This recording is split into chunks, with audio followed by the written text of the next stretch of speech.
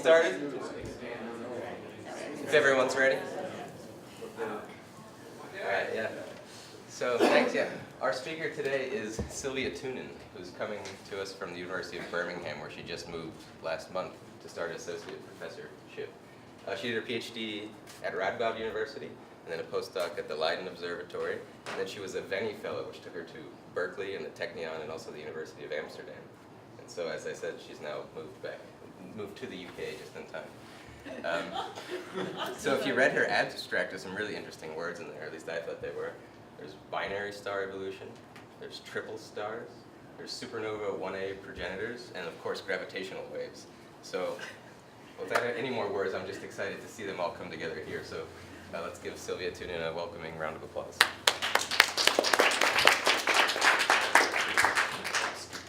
Thank you for the introduction. And indeed, I'm going to try to bring all of those topics together in the next hour. And I decided to start my talk in reverse, which means that I'm going to start with a summary, but this is a very, very short and very basic summary of what I want to show. And what I want to show is that these kind of systems, where you have two stars, are abundant, and they evolve, they interact, they explode, they're abundant. But besides these systems being abundant, these are abundant as well. So what we know is that that third star can have a very strong effect on the inner binary. But the question that I have is, how does that happen, and when does that happen, and how often is that third star really important?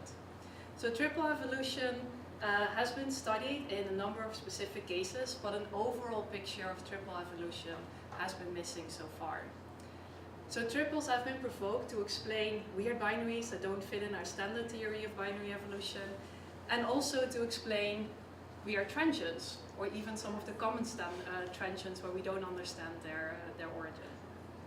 So just to give a bit of an example, triples have been provoked, or it has been shown that triples may lead very efficiently to collisions between stars, to mergers between stars, gravitational wave sources, as Daniel already said.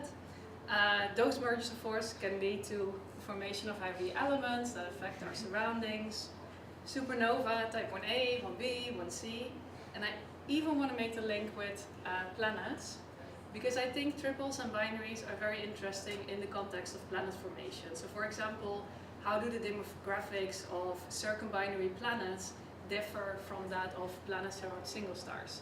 And how do the circumbinary planets differ from the orbits that we see in triples? And the other thing is that triples have been provoked to explain compact binaries, where we have an accreting compact object. So cataclysmic variables or X-ray binaries. And those are systems where we can learn about jet physics and accretion physics. But what I want to do today is show you some very novel evolutionary channels of how these triples evolve, and how the triples can give rise to some of those standard and peculiar transients. And you might wonder a little bit at this point, like, why should I care about these triples? Aren't they, like, not abundant at all? And I would advocate the opposite.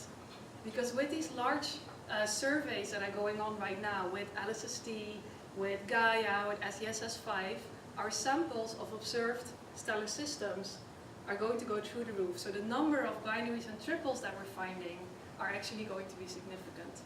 And the same I would claim for the transients.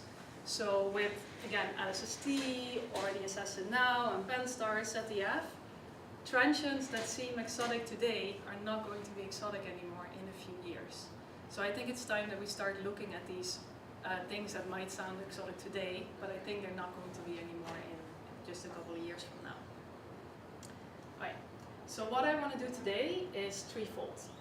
I want to show you a little bit of our recent work on triple evolution, where we're trying to see how triples evolve differently from binaries. What can they do that the binaries cannot do if they're just by themselves? The other thing is I want to make that link between the triples and the transients.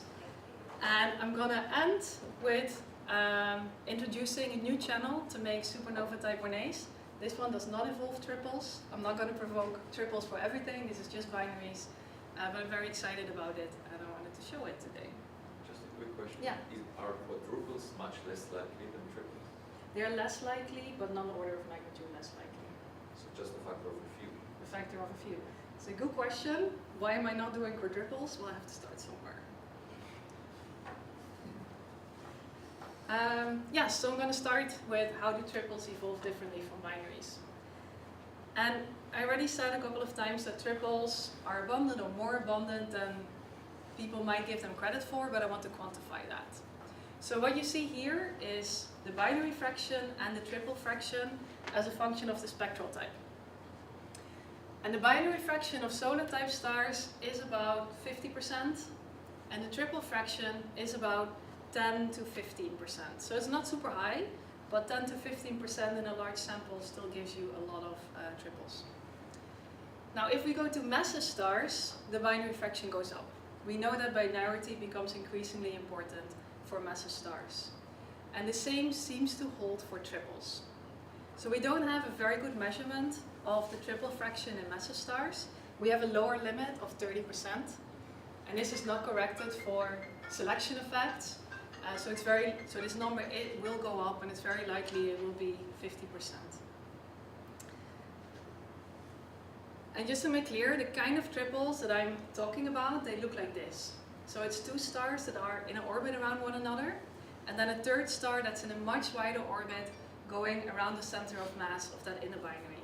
So that means that I can look at this system as if it has two Keplerian orbits and how those orbits interact. So you're going to hear me talk about the inner orbit and the outer orbit and the inner eccentricity and the outer eccentricity. So that is what I'm referring to then. And the triples that I'm focusing on are isolated triples.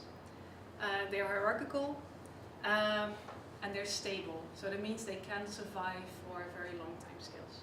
When you say they're isolated, you mean the Yeah. triples with nothing else in the immediate vicinity? Exactly. No Yes. quadruples.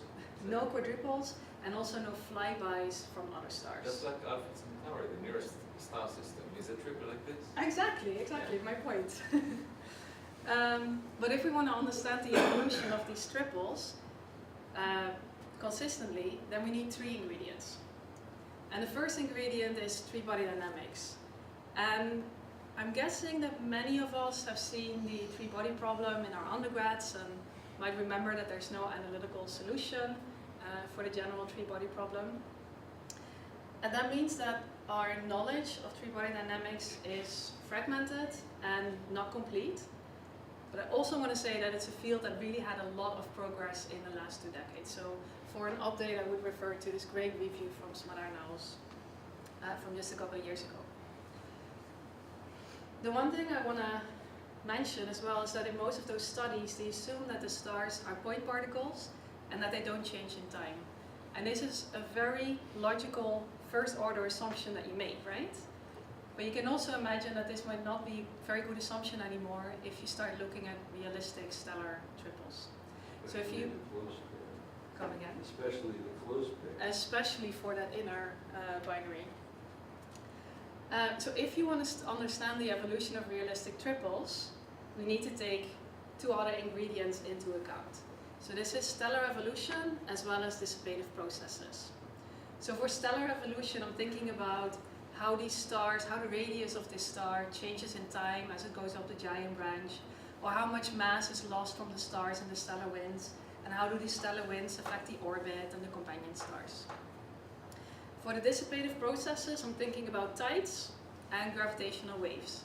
So both processes that aim to circularize the orbit, and gravitational waves that also act to shrink the orbits.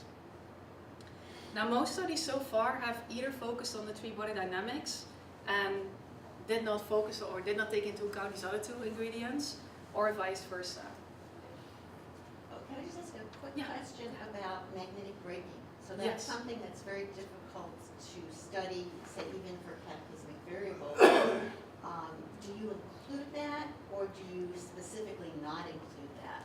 So currently it's not included. Currently it's not included. But as you know, it matters for only the most compact systems, That's right. for the ones with a mass below 1.2. And right now I'm focusing on the intermediate mass machine. But you're right, we need to do that as well. Yes.